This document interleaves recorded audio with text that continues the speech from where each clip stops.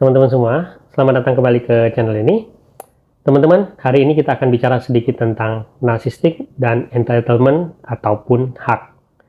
Teman-teman, ketika kalian misalnya bergaul dengan seorang narsistik, kalian mungkin sering sekali merasa tidak bisa mengerti tentang jalan pikiran dari seorang narsistik ketika kalian melihat bagaimana mereka memperlakukan orang lain. Kalian melihat mereka dari sudut bahwa narsistiknya itu mungkin adalah seseorang yang berpendidikan misalnya. Seseorang yang maaf gitu ya, tidak punya keterbelakangan mental. Seseorang yang sebenarnya normal, hidup di lingkungan normal, punya fisik yang normal, punya pikiran yang normal. Tetapi mereka memperlakukan orang lain itu seperti sama sekali tidak tahu tentang aturan. Bahkan ketika aturan tersebut bisa dipahami oleh orang-orang yang tingkat intelijensianya mungkin tidak tinggi. Bahkan misalnya ketika anak-anak kecil pun tahu tentang hal tersebut, ketika orang-orang yang misalnya maaf tidak berpendidikan pun tahu tentang hal-hal tersebut, ini seorang narsistiknya tuh yang pendidikannya mungkin tinggi gitu ya, lahir di keluarga yang normal, tetapi mereka kok tidak bisa ya memperlakukan orang lain sesuai dengan hak-haknya dia. Kalian akan belajar sedikit tentang bagaimana seorang narsistik itu memandang hak dia di muka bumi ini, sehingga kalian melihat banyak tingkah aneh yang mungkin di luar nalar yang dilakukan oleh seorang narsistik. Oke, mari kita mulai. Kita semua punya hak akan sesuatu. Hak kita itu diatur di dalam hukum sosial maupun hukum budaya. Artinya, kita semua punya hak yang sama dengan orang-orang lain di area manapun kehidupannya kita. Nah, hak ini berlaku sama dan setara bagi setiap manusia. Tetapi ingat, ada hak dan juga ada kewajiban. Ketika kita meminta hak kita juga harus ingat, kita harus menghargai hak milik orang lain. Ketika kita meminta hak kita, artinya ada kewajiban juga yang harus kita jalankan kepada orang lain. Nah, masalahnya adalah seorang narsistik itu memandang hak dia itu berbeda dengan kalian semua. Seorang narsistik percaya karena dia adalah seseorang yang spesial, maka dia punya hak yang lebih daripada kalian semua. Dia punya hak yang tidak dimiliki oleh kalian semua, di mana hak itu memperbolehkan dia mengambil semua keuntungan dari kalian. Sebuah hak mutlak untuk memiliki apapun yang dia inginkan tanpa memperdulikan kerugian orang lain. Keyakinan inilah yang dipunyai oleh seorang narsistik yang membuat dia melakukan banyak hal di luar nalar seorang manusia. Seorang narsistik meyakini bahwa dia punya hak istimewa ini dan dia kemudian membela ini dengan sangat keras. Itulah kenapa kalian bisa menemukan banyak narsistik yang kemudian marah akan hal-hal tertentu di mana sebenarnya dia yang melakukan kesalahan. Kalian mungkin saja pernah melihat seorang narsistik yang pendidikannya tinggi, yang tumbuh di lingkungan yang benar, tetapi kemudian dia marah akan hal-hal sepele yang sebenarnya itu tidak boleh dia lakukan. Misalkan, dia tidak mau disuruh antri, dia tidak mau membayar hutangnya dia, bahkan di kasus-kasus rumah tangga misalnya, seorang narsistik yang tidak mau menafkahi keturunannya dia. Bagi orang-orang normal sekalipun, kita tahu bahwa itu sesuatu yang tidak boleh dilakukan. Tetapi seorang narsistik yang notabene mungkin punya pendidikan yang tidak rendah, mereka merasa mereka punya hak untuk melakukan hal tersebut. Dan ketika mereka diingatkan akan hal tersebut, mereka justru marah dan menyerang kalian balik. Kenapa? Karena sekali lagi mereka merasa punya hak istimewa di atas orang lain, di mana kewajiban-kewajiban apapun di dunia ini tidak berlaku bagi dia.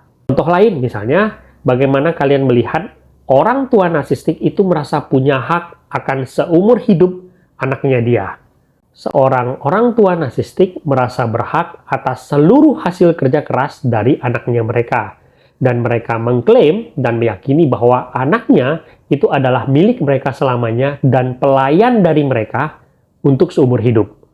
Mereka mengklaim bahwa dia sudah membawa anaknya ke muka bumi ini, membesarkan anak-anaknya, dan kemudian menjadikan dia punya hak atas seluruh hal yang dihasilkan oleh anak-anaknya. ketika orang tua normal menyadari bahwa merekalah yang memilih untuk membawa anak-anaknya ke muka bumi dan punya tanggung jawab untuk memberikan kehidupan yang baik untuk anak-anaknya dan kemudian melepas mereka suatu saat supaya bisa hidup mandiri, seorang orang tua narsistik tidak melihat hal tersebut. Dia memandang dari sudut bahwa dialah yang berprestasi ketika dia membawa anak-anaknya ke muka bumi ini dan menjadikan dia punya hak selamanya atas apapun yang dipunyai oleh anak-anaknya. Dan ketika anak-anaknya dewasa, ketika dalam kehidupan normal, anak-anak itu kemudian bisa punya kehidupan sendiri, seorang narsistik berpikir bahwa kewajiban dia terhadap anak-anaknya itu sudah lepas, tetapi kewajiban anak-anaknya kepada dia itu tidak pernah lepas. Artinya, dia tidak perlu lagi mengurusin anak-anaknya, tetapi anak-anaknya punya kewajiban mengurus dia seumur hidupnya. Nah, tetapi kita juga tahu, seorang narsistik itu tidak bodoh. Dia tahu bahwa tidak semua orang setuju dengan haknya dia. Dia percaya akan haknya dia, tetapi dia tahu orang lain mungkin tidak setuju dengan dia. Karena itu, dia bukannya melakukan introspeksi diri dan merubah apa yang dia yakini, tetapi dia justru kemudian mengembangkan manipulasi untuk mendapatkan hak-haknya dia tersebut.